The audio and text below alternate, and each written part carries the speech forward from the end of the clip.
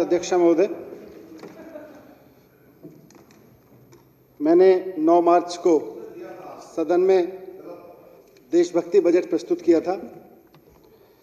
उसके बाद से सदन में काफ़ी जुनून है, जनता में भी बहुत जुनून है, जनता में भी बहुत जोश है इस बात को लेके कि अभी तक जो बजट होते थे वो तरक्की का बजट, प्रगति का बजट, पहली बार सुनने को मिला देशभक्ति का बजट। तो लोगों में भी उत्साह है, सदन में भी उत्साह है। मैं पिछले 3 दिन से देख रहा हूं, सत्ता पक्ष के विधायकों में भी उत्साह है, विपक्ष के विधायकों में भी उत्साह है कि वे देशभक्ति पे बात हुई। प्रभु राम की चर्चा हुई, मुझे भी अच्छा लगा। इस सदन में खूब चर्चा हुई, बजट के बहाने हुई। माननीय मुख्यमंत्री जी ने जो एक खाका रखा सरकार के काम करने के तरीके का, उसके बहाने हुई। कई साथियों ने बोला, पर अभी तक रामचंद्र जी के ठेकेदार बने हुए लोगों से मैं ये कहना चाहता हूं कि ध्यान रखना, इस बार जो पार्टी भगवान राम की बात कर रही है ना, वो पार्टी ऐसी नहीं है कि मुंह में राम रखती हो और बगल में छुरी रख के चलती हो आपकी तरफ। इस पार्टी के मुंह में भी राम है और दिल में भी राम है और बगल में संविधान है। ये मुंह में राम बगल में छुरी वाली पार्टी नहीं है। हम जब राम की बात करते हैं तो बगल में छुरी नहीं, संविधान दिखा के चलते हैं और दिल में राम लेके चलते हैं, और मुंह में तो है ही। तो इसलिए ध्यान रखना, इस बार वास्ता ऐसी पार्टी से है आपका। अध्यक्ष महोदय, कई बातें हुई। मैं सभी मान्य सदस्यों का बहुत आभार करना चाहता हूं जिन्होंने इस चर्चा में भाग लिया। जिनको अवसर नहीं मिला, मैं निश्चित रूप से जैसे जैसे काम आगे बढ़ेगा उनके भी फीडबैक लगातार लेता रहूँगा। और यहाँ हुई चर्चा में जितने बिंदु उठाए गए, जो सुझाव दिए गए, जाहिर है लोकतंत्र में इस चर्चा का महत्व इसीलिए है क्योंकि जितने बिंदु आए हैं उनमें कहीं ना कहीं हमें अपने कार्यक्रमों को और सुदृढ़ करने का अवसर मिलेगा, उनको और मजबूती से लागू करने का अवसर मिलेगा। मैं यहाँ पे देख रहा था कि देशभक्ति पे खूब चर्चा हुई। विपक्ष के साथियों ने भी कहा कि भाई अच्छा लगा देशभक्ति पे बात की। विपक्ष के उस साथियों ने कहा कि अच्छा हुआ आप हमारे राह पे आए, बढ़िया बात है। हमारे लिए तो अध्यक्ष महोदय दिल्ली की तरक्की ही देशभक्ति है। हमारे लिए तो दिल्ली वाले की तरक्की ही देशभक्ति है। हर दिल्ली वाले की तरक्की हमारे लिए देशभक्ति है। पहली बार हम अपने बजट में देशभक्ति का इस तरह का पूरा ब्यौरा लेके आए हैं। काम तो उसी पे कर रहे हैं पिछले 6 साल से। लोग कह रहे हैं कि ये देशभक्तों की पार्टी और इनके नेता देशभक्त अरविंद केजरीवाल जी के होते ये विजन संभव था, वरना तो मुश्किल था। माननीय मुख्यमंत्री अरविंद केजरीवाल जी के विजन में पढ़ना देशभक्ति है और पढ़ाना देशभक्ति है। स्कूल खुलवाना देशभक्ति है, कॉलेज खुलवाना देशभक्ति है, अच्छे सरकारी अस्पताल बनवाना देशभक्ति है, मोहल्ला क्लिनिक बनवाना देशभक्ति है, महिलाओं के लिए मोहल्ला क्लिनिक बनवाना देशभक्ति है। अरविंद केजरीवाल जी के मिशन में देश में तिरंगा, दिल्ली में तिरंगा लहराना भी देशभक्ति है और उस तिरंगे के नीचे खड़े हुए एक एक आदमी को मान सम्मान देना भी देशभक्ति है। हर भारतीय को, भारत देश के हर नागरिक को जो तिरंगे के साए में खड़ा है उसको बराबर का मान सम्मान देना हमारे लिए देशभक्ति है। और तिरंगा फहराना भी हमारे लिए देशभक्ति है। किसी को छोटा बड़ा समझना हमारे लिए देशभक्ति नहीं है, सबको बराबर समझना हमारे लिए देशभक्ति है। सबको अच्छा बिजली पानी मिले, सबसे सस्ता बिजली पानी मिले, यह हमारे लिए देशभक्ति है। बुजुर्गों को तीर्थ यात्रा पे लेके जाएं, ये भी हमारे लिए देशभक्ति है। हम अपने बच्चों को खूब पढ़ाएं, महिलाओं के स्वास्थ्य का सबका ध्यान रखें और दिल्ली की सड़कों को साफ रखें, ये भी हमारे लिए देशभक्ति है। हमारे लिए दिल्ली का व्यापारी फले फूले, ये भी देशभक्ति है। दिल्ली के युवाओं को रोजगार मिले, ये भी हमारे लिए देशभक्ति है। हमारे लिए ये भी देशभक्ति है कि हमारे कलाकारों को सम्मान मिले और जिन्हें कुदरत ने, जिन्हें कानून, मुख्यमंत्री जी कहते हैं बार बार कि जिनको कुदरत से कम मिला हो उनको कानून ज्यादा दे दे, ये भी हमारे लिए देशभक्ति है। अध्यक्ष महोदय, विधानसभा में चर्चा हुई। मुझे खुशी है कि देशभक्ति के इस विजन पर हमारे विपक्ष के साथियों ने भी प्रक्रियाएं दी, प्रतिक्रियाएं दी। कल इन्होंने कहा कि बड़ा अच्छा किया हमारे रास्ते पे आए। नहीं साहब, हम तो हाथ जोड़ के कहते हैं आपका रास्ता बड़ा खतरनाक है, हम आपके रास्ते पे बहुत खतरनाक रास्ता है, बेहद खतरनाक, देश के लिए खतरनाक रास्ता है। आप देशभक्ति की बात तो करते हो, जिस रास्ते पे आप चल रहे हो उस रास्ते पे चलते हुए आप देशभक्ति की बात तो करते हो, लेकिन पूरे देश की राजधानी को पिछले 15 साल में आपको चलाने का मौका मिला है, एमसीडी की सत्ता। आप बात तो देशभक्ति की करते हो, लेकिन व्यवस्था कूड़ा चलाते हो। हम आपके रास्ते पे नहीं चलना चाहते। पिछले 15 साल में दिल्ली में जितना कूड़ा फैलाया है, हम उस रास्ते पे नहीं चलना चाहते। हमको दिल्ली की जनता ने जिस काम को करने के मौका लिया है, हम उसमें ईमानदारी से काम करना चाहते हैं और कुछ करके दिखाना चाहते हैं। ये हमारी देशभक्ति, हम कूड़ा फैलाने की देशभक्ति नहीं चाहते हैं। अध्यक्ष महोदय, ये बात तो देशभक्ति की करते हैं, लेकिन पिछले 15 साल में दिल्ली नगर निगम में एक भी नगर निगम का ऐसा स्कूल नहीं है, एक भी, जिसके बारे में ये दावे से कह सकें कि हमारे नगर निगम के फलाने स्कूल में 5वीं क्लास में पढ़ने वाला बच्चा दूसरी क्लास की भी टेक्स्ट बुक ठीक से पढ़ सकता है। यह इनकी देशभक्ति है। 5वीं क्लास के बच्चे को 5 साल खा जाते हैं एक बच्चे का, और 5वीं क्लास में जब बच्चा पढ़ने पढ़ते पहुंचता है प्रमोट होके, तो उसको दूसरी क्लास की टेक्स्ट बुक नहीं आती। ये आपका रास्ता है, ये आपको मुबारक हो, हमें ये रास्ता नहीं चाहिए। हमारी देशभक्ति ऐसी नहीं, हम बिल्कुल ऐसी देशभक्ति नहीं करना चाहते हैं। अध्यक्ष महोदय, हमारी देशभक्ति तो बच्चों को क्वालिटी एजुकेशन देने की देशभक्ति है। हमारी देशभक्ति तो इस बात की देशभक्ति है, हम तो उस रास्ते पे चलना चाहते हैं जिसमें देश के एक एक बच्चे को क्वालिटी एजुकेशन मिले। सारे नेता अपने बच्चों को प्राइवेट स्कूल में पढ़ा लेते हैं, गरीब बच्चे को नगर निगम में पढ़ाते हैं और कहते हैं इनका क्या, ये तो पढ़ जाएंगे तो सवाल पूछने लगेंगे। मुख्यमंत्री जी ने कहा इनका रास्ता ये, हम इस रास्ते पे नहीं चलेंगे। अध्यक्ष महोदय, इन्होंने कहा था आप देशभक्ति की बात करते हो, आप सिर्फ बात करते हो।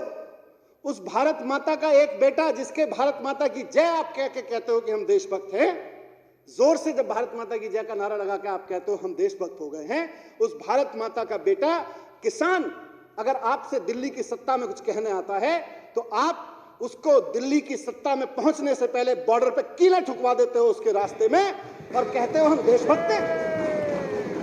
आप किसानों का रास्ता रोकने के लिए नुकीली ऐसी कीलें खड़ा कर उसके फोटो खिंचवा के दहशत फैलाते हो। ऐसे लगता है जैसे किसान मिलने नहीं आ रहा है, दुश्मन देश चढ़ाई करने आ रहा है। आप किसानों से मिलने से रुकने के लिए, किसानों से सवालों से बचने के लिए उनके रास्ते में कीलें ठुकवाते हो और आप कहते हो देशभक्त हो। आपको ऐसा रास्ता मुबारक हो, हमको नहीं चाहिए ऐसा रास्ता। आपने कहा, आप अपने शब्दों को करेक्ट कर लीजिएगा, हम आपके रास्ते पे नहीं आ रहे। हमको नहीं चाहिए कि किसान को देशद्रोही कहा जाए। जिस किसान का बेटा बॉर्डर पे जवान बन के बैठा हुआ है, आप देशभक्ति की बात तो करते हैं।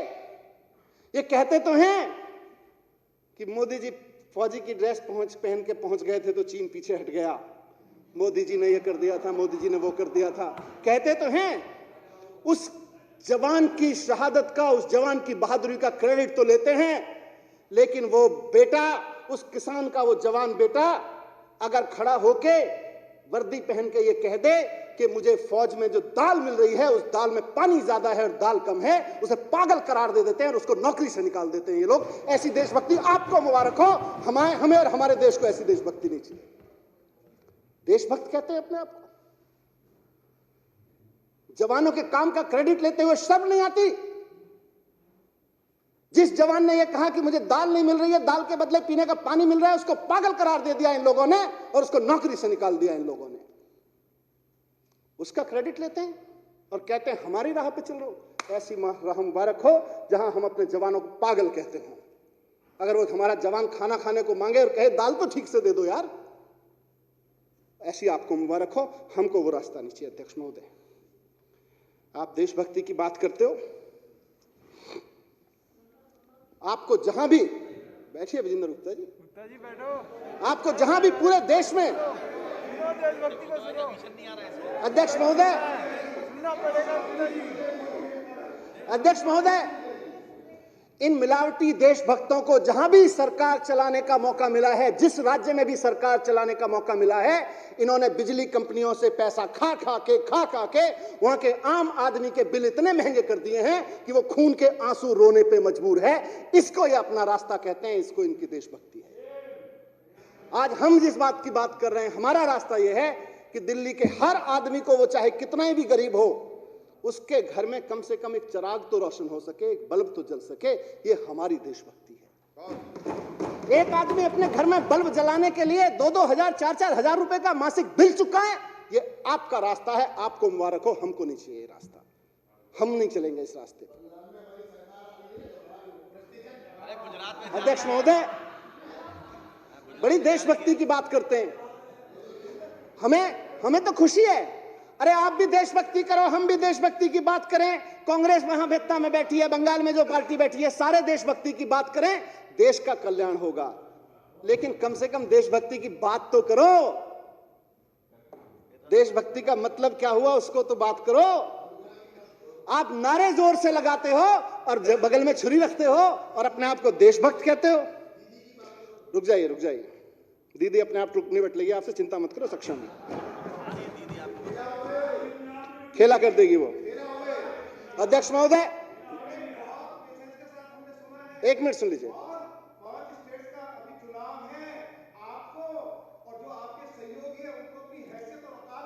ठीक, बैठ जाइए। बहुत सुनो। अध्यक्ष महोदय, ये एक मिनट राखी। अरे 4 सीटें हार गए तुम लोग। तुम्हारे यहाँ सुप्रा साहब है, कहाँ की बात कर रहे हो? तुम्हारे यहाँ सुप्रा साहब। अध्यक्ष महोदय, सुप्रा साहब कर दिया अध्यक्ष महोदय, राखी। अरे मुझे पाकिस्तानी बोला गया। अध्यक्ष महोदय, आप लोग तो मुझे भी क्या देशभक्ति की बात करेंगे? अध्यक्ष महोदय,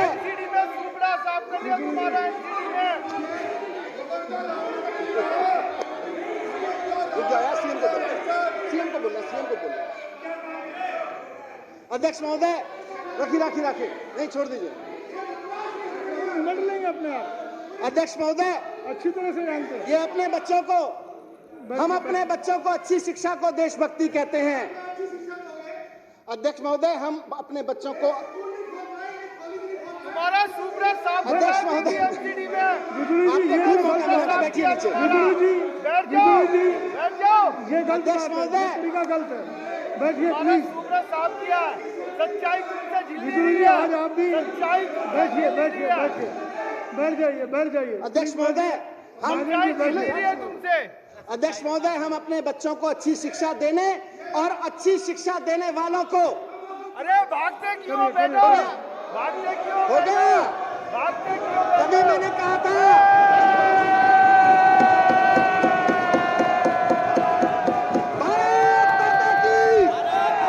भारत माता की।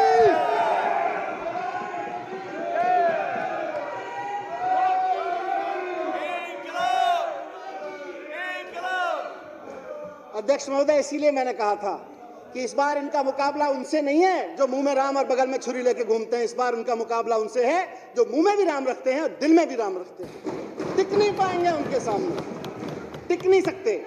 अध्यक्ष महोदय, ये बात करते हैं कि हम अपने बच्चों को अच्छी शिक्षा, ये तो क्या करते हैं, शिक्षा पे बात ही नहीं करते। हम कहते हैं कि शिक्षा देना देशभक्ति है, मुख्यमंत्री जी कहते हैं, और अपने बच्चों को अच्छी शिक्षा देने वाले टीचर्स का सम्मान देना हमारे लिए देशभक्ति है। हम अपने अच्छे टीचर्स को देश और दुनिया की बढ़िया ट्रेनिंग कराते हैं, फिनलैंड भेजते हैं, उनको हार्वर्ड भेजते हैं, उनको कैम्ब्रिज भेज के उनको प्रशिक्षण दिलाते हैं। हमारा रास्ता, ये कहते हैं ना हमारे रास्ते पे आ गए, हमारा रास्ता शिक्षकों की मजबूती का रास्ता है और इनका रास्ता शिक्षकों की मजबूरी का रास्ता है। आपने सुना होगा, थोड़े दिन पहले उत्तर प्रदेश के मुख्यमंत्री योगी आदित्यनाथ जी एक दिन 8 बजे बरेली पहुंचना था, मैंने खबर पढ़ी 8 बजे उनको बरेली पहुंचना था, तो उत्तर प्रदेश में बरेली जनपद के शिक्षकों के नाम फरमान जारी किया गया उसमें महिला शिक्षकें भी थीं, कि 4 बजे एयरपोर्ट पे पहुंच जाना, माननीय मुख्यमंत्री के स्वागत में रंगोली बनानी है, और जो नहीं पहुंचेगा वो अक्षम्य होगा। देशभक्ति अपने टीचर्स को, अपने बच्चों को अच्छा पढ़ाने वाले टीचर्स को हार्वर्ड में ट्रेनिंग दिलवाने में है, कैम्ब्रिज में ट्रेनिंग दिलवाने में है, IIM में ट्रेनिंग दिलवाने में है, उनको माननीय मुख्यमंत्री के स्वागत में अरे बुला लीजिए, कोई ऐसा नहीं है, टीचर्स को रंगोली भी आता है। लेकिन ये लिखना, अगर आप समय पे नहीं पहुंचे, 8 बजे मुख्यमंत्री जी आएंगे, आप 4 बजे नहीं पहुंचे तो अक्षम्य होगा।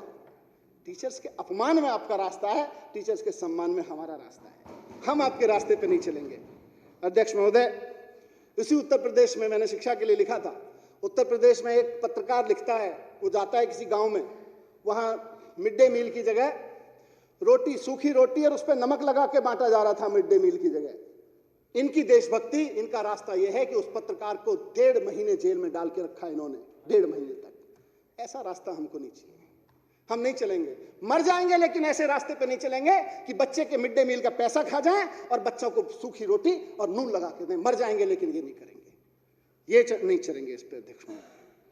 अध्यक्ष महोदय, इनका जो रास्ता है उस पर ये नारे जोर से लगा लेते हैं, ये बातें जोर से कर लेते हैं, जब सवाल सुनने की बात आए तो वॉकआउट भी अच्छे से कर लेते हैं। लेकिन इनका जो रास्ता है उस पर चल के ज्यादा से ज्यादा, जैसे ये सत्ता में पहुंच गए कई जगह, सत्ता तक पहुंचा जा सकता है, भगत सिंह और बाबा साहब के सपनों तक नहीं पहुंचा जा सकता। जिस तरह की नारेबाजी कर करके, मिलावटी देशभक्ति कर करके, खोखली देशभक्ति कर करके ये सत्ता तक पहुंच सकते हैं, गांधी और सुभाष के सपनों तक नहीं पहुंच सकते हैं। अध्यक्ष, उन सपनों तक पहुंचना है। माननीय मुख्यमंत्री जी को बोलना है। मैं बस आखिर में ये बात कह के बात खत्म करूंगा कि एक बार सत्येंद्र जी और हम डिस्कस कर रहे थे, तो हमने दोनों ने अपने बारे में कॉमन पाया। आप सब लोग भी याद करिएगा कि जब हम स्कूल में पढ़ते थे तो उस समय हमें बताया जाता था 3 तरह के देश होते हैं, विकसित देश, विकासशील देश और अविकसित देश। हिंदी मीडियम में पढ़ा था इसलिए हिंदी मीडियम के शब्द यूज कर रहा हूं। हमें कहा जाता था 3 तरह के देश होते हैं, विकसित देश, विकासशील देश, अविकसित देश। भारत विकासशील देश है। हम लोग पूछते थे भाई अब भारत विकासशील देश है तो विकसित कितने दिन में बनेगा? बोले 10 साल की बात है, 8-10 साल की, बहुत बढ़िया काम चल रहा है, हो जाएगा, बस 8-10 साल में हो जाएगा। हमें बड़ी लगता था अच्छा है। जब तक हाई स्कूल या उससे नीचे क्लासेस में पढ़ते थे हमें लगता था इंटर करेंगे, ग्रेजुएशन करेंगे, तब तक तो हो ही लेगा, थोड़ा बहुत तो हो ही लेगा, नौकरी मिलेगी विकसित देश में कम से कम। अध्यक्ष महोदय, आज मेरा बच्चा स्कूल में पढ़ रहा है, उसकी किताब में मैंने खोल के देखा, उसमें भी लिखा हुआ है 3 तरह के देश होते हैं, विकसित देश, अविकसित देश, विकासशील देश, और अभी भी भारत विकासशील देश में है, विकसित देशों की श्रेणी में नहीं आया। और मैं आज कह रहा हूं इस सदन में, रिकॉर्ड में रहे ये बात, कि भारत तब तक विकसित देशों की श्रेणी में नहीं आ सकता जब तक मुख्यमंत्री जी का जो सपना है कि दिल्ली के, देश के हर एक बच्चे को, गरीब से गरीब आदमी के बच्चे को क्वालिटी एजुकेशन नहीं मिलेगी, भारत विकसित देशों की श्रेणी में नहीं आ सकता। ये कहते हैं मुंगेरी लाल के हसीन सपने देख रहे हो। हाँ जी, सपने तो देख रहे हैं, सपने देख रहे हैं, हमारे सपनों में दम है। हमें अपनी नीयत पे भरोसा है, आपको अपनी नीयत पे भरोसा नहीं है। आपकी प्रॉब्लम है, हमारी थोड़ी प्रॉब्लम है। आपके पास कोई विजन नहीं है, हमारे पास विजन है, वो आपकी प्रॉब्लम है, हमारी थोड़ी है। हमें अपनी शिक्षा पे भरोसा है, हमें पता है कि हम अपने बच्चों को अच्छी शिक्षा देंगे। 2000 आज जो बच्चा, किस बच्चे की बात की मैंने 2047 में, आज जो बच्चा पैदा हो रहा है 25 साल बाद कहीं ग्रेजुएशन में खड़ा होगा, पहली नौकरी दूसरी नौकरी कर रहा होगा ग्रेजुएशन के बाद में, मैं उस बच्चे की बात कर रहा हूं। उस बच्चे को इतनी शानदार शिक्षा देंगे, इतनी शानदार शिक्षा देंगे कि 2047 तक तब तो 25 साल का बनकर खड़ा होगा, उसकी इनकम सिंगापुर में बैठे हुए उसके काउंटर पार्ट की इनकम के बराबर होगी, उसकी एवरेज इनकम होगी। आपको शिक्षा पे भरोसा नहीं है, आपको कभी भी शिक्षा पे भरोसा नहीं रहा, आज कौन सा होगा? इनको शिक्षा पे कभी भरोसा नहीं रहा। अध्यक्ष महोदय, ये हंस इसलिए रहे हैं क्योंकि इनकी नीयत में खोट है, इनको अपने कर्मों में खोट है और इनको शिक्षा पे भरोसा नहीं है। हमको अपने ऊपर आत्मविश्वास है, हम आत्मविश्वास से मुस्कुरा इसलिए रहे हैं क्योंकि हमें भरोसा है, हमारी नीयत साफ है, हमारी लीडरशिप की नीयत साफ है, हमें शिक्षा पे भरोसा है और हमें कर्मों पे भरोसा है। इसलिए हमने जो कुछ इस बजट में कहा है हम उसको हासिल करके रहेंगे। ये हमारा कमिटमेंट है खुद से, ये हमारा संकल्प है अपने आप से, और हम भारत को वहां लेके जाना चाहते हैं, देश को वहां लेके जाना चाहते हैं। फिर से अपने सपने को डिकोड करके आखिर में एक लाइन में अपनी बात खत्म करूंगा कि एक ऐसे देश का सपना देखते हैं जहां अभी हम लोग पढ़ते हैं, देखते हैं जिन परिवारों में बच्चे हैं, ग्रेजुएशन स्कूल में हैं, उन परिवारों में एक सपना पलता है कि मेरा बच्चा थोड़ा सा बड़ा हो जाए तो ग्रेजुएशन करने के लिए, पोस्ट ग्रेजुएशन करने के लिए उसको अमेरिका, यूरोप के फलाने यूनिवर्सिटी में भेजेंगे, फलाने कॉलेज में भेजेंगे। आज मैं कहता हूं ये सदन बैठ के सपना देखे कि हम शिक्षा को और देश को वहां ला के खड़ा करें कि अमेरिका और यूरोप और जापान जैसे देशों में उनकी फैमिलीज में ड्राइंग रूम में बैठ के चर्चा हो रही हो, हमारा बच्चा थोड़ा सा बड़ा हो जाए, थोड़ी सी मेहनत लग जाए और थोड़ी कोई फेलोशिप मिल जाए तो दिल्ली की फलानी यूनिवर्सिटी में पढ़ने भेजेंगे हम अपने बच्चे। ये सपना सच कर लीजिए, बाकी सारे सपने अपने आप सच हो जाएंगे। एक बार एक चीज भी नहीं लगेगी। और शिक्षा पिछले 5 साल में काम किया है, स्वास्थ्य पिछले 5 साल में काम किया है, लोगों के जीवन पे पिछले 5-6 साल में काम किया है। हमारा पूरा भरोसा है कि जितनी बातें इस बजट में कही गई हैं और जितनी बातें माननीय सदस्यों ने यहाँ कही, जितने आइडियाज यहाँ पे दिए, उन सबको समाहित करके निश्चित रूप से 1 साल के अंदर अंदर अगले साल जब यहाँ बैठेंगे तो इन तमाम चीजों के सिर्फ सपने नहीं, अगली सीढ़ी पे आके बैठेंगे। बहुत बहुत धन्यवाद अध्यक्ष महोदय। बहुत बहुत धन्यवाद मनीष जी। अब माननीय मुख्यमंत्री श्री अरविंद केजरीवाल जी।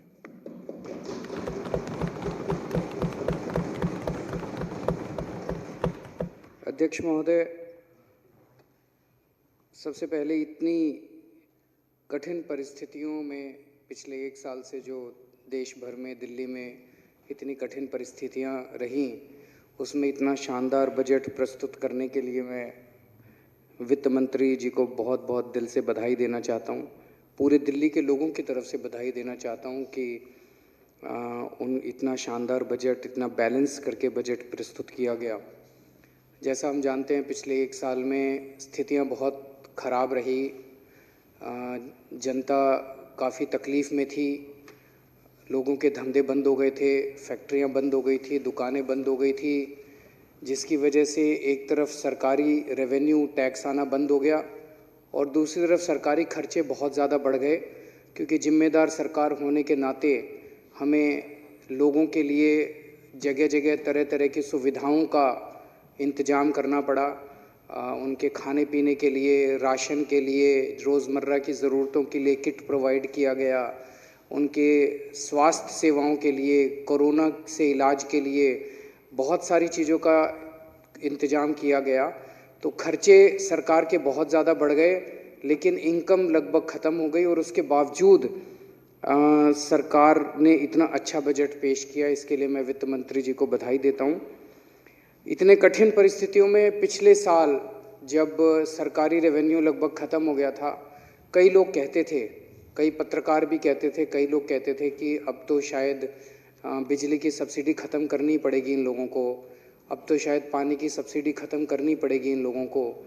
लेकिन पूरा पिछले साल भी बिजली भी फ्री रही, पानी भी फ्री रहा, बच्चों का स्कूल भी फ्री रहा, सारे सरकारी अस्पतालों में इलाज भी फ्री रहा और महिलाओं का बस में सफ़र भी फ्री रहा।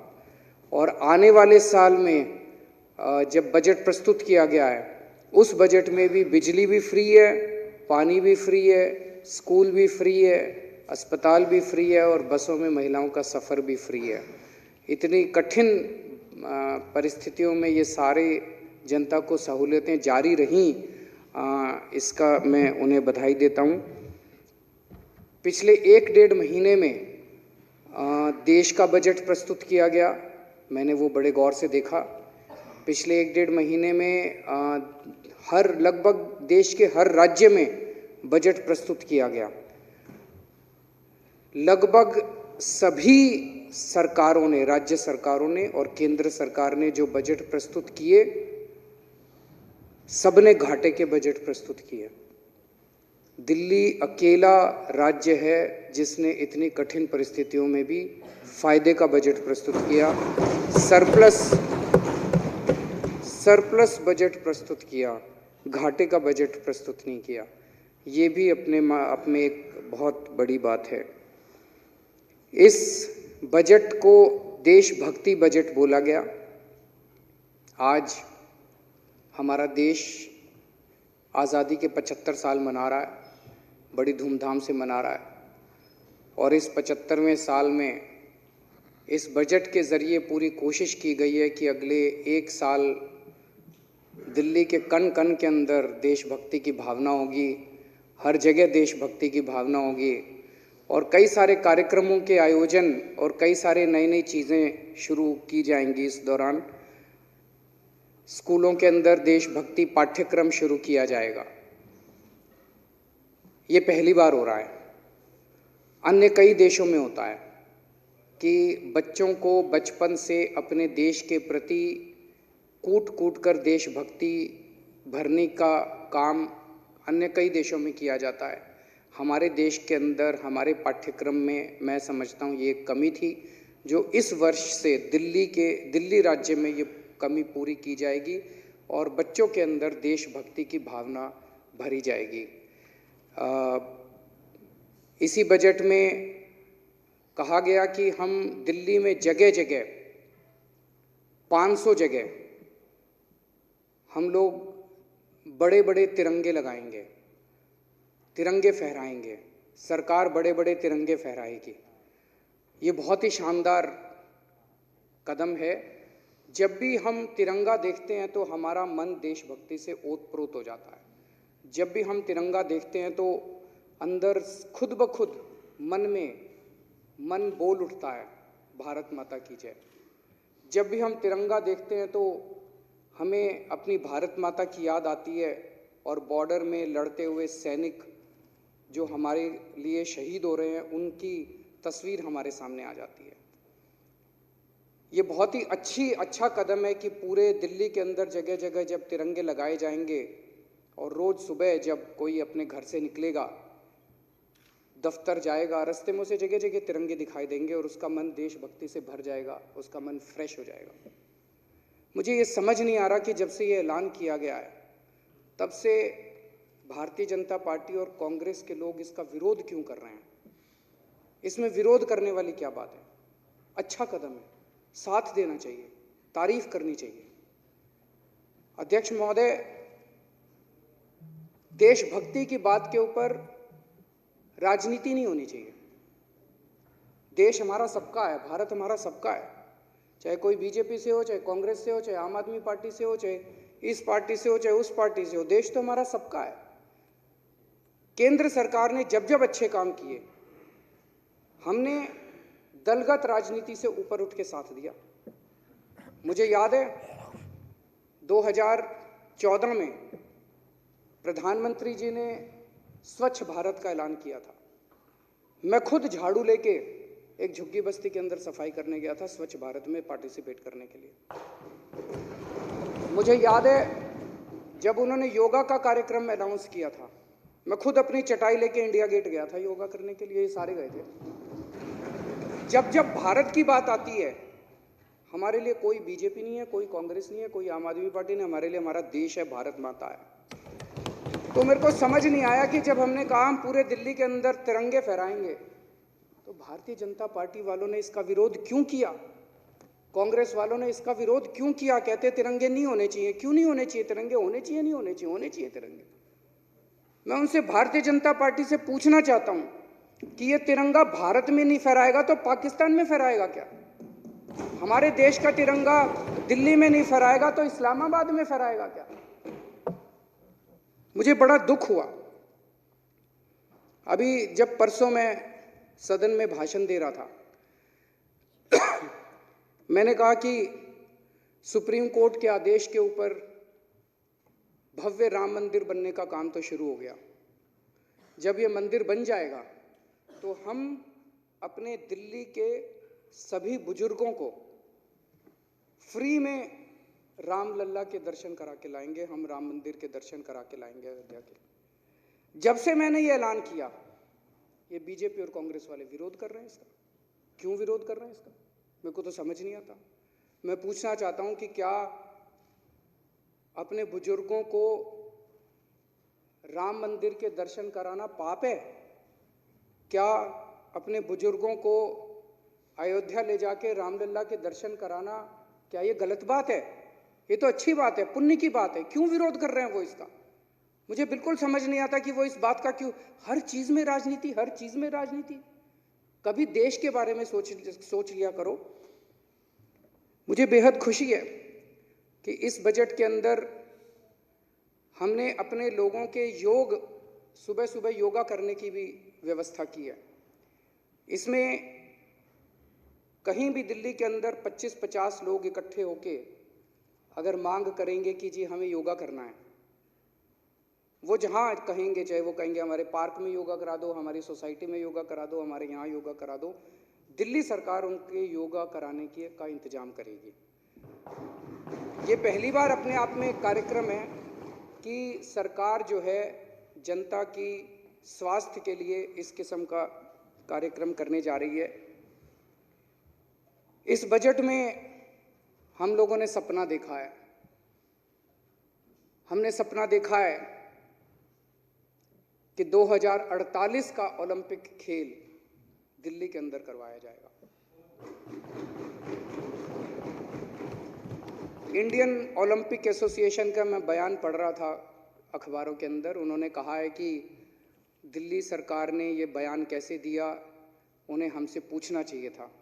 मैं पूरी इज्जत के साथ उन्हें कहना चाहता हूं कि हमारा ये सपना है, हम उनके पास जाएंगे, उनसे जो भी अप्रूवल लेनी है अप्रूवल लेंगे, अगर उनके माध्यम से अप्लाई करना है उनके माध्यम से अप्लाई करेंगे। और ये जैसा मैंने कहा था कि कोरोना एक महामारी थी जो हम अकेले नहीं कर सकते थे, अकेले उससे नहीं जूझ सकते थे, हमने सबका साथ लिया। दिल्ली के अंदर ओलंपिक खेलों का आयोजन भी हम अकेले नहीं कर सकते, हमें इसमें सबका सहयोग चाहिए होगा।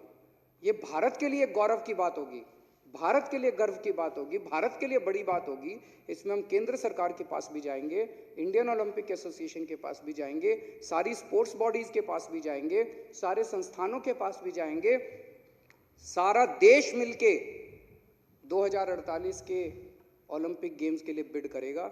अकेली दिल्ली सरकार नहीं करने वाली, दिल्ली सरकार इसमें इनिशिएटिव लेगी, लेकिन सारा देश मिलके करेगा और हमारे सारे देश के लिए गर्व की बात है।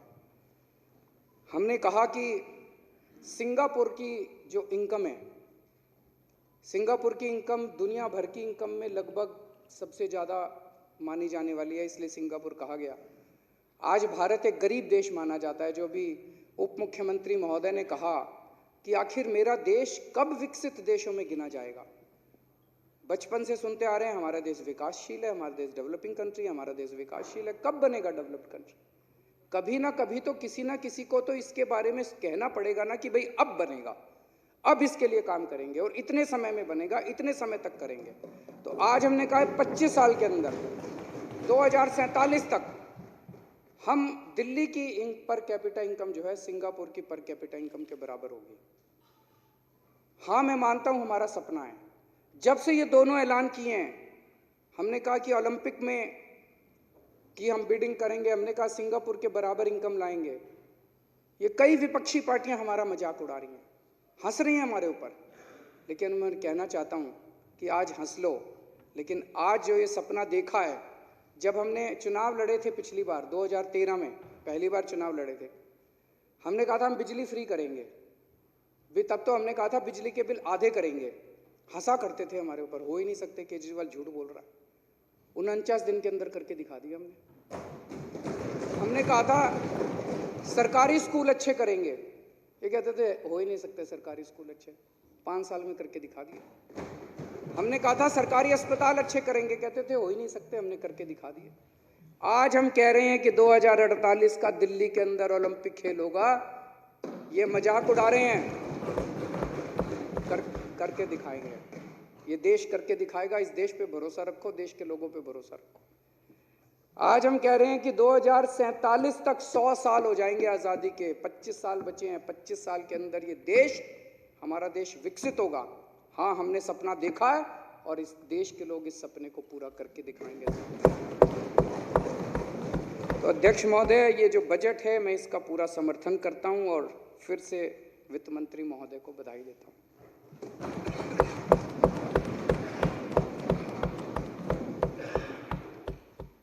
अनुदानों की मांगे हैं 2021-2022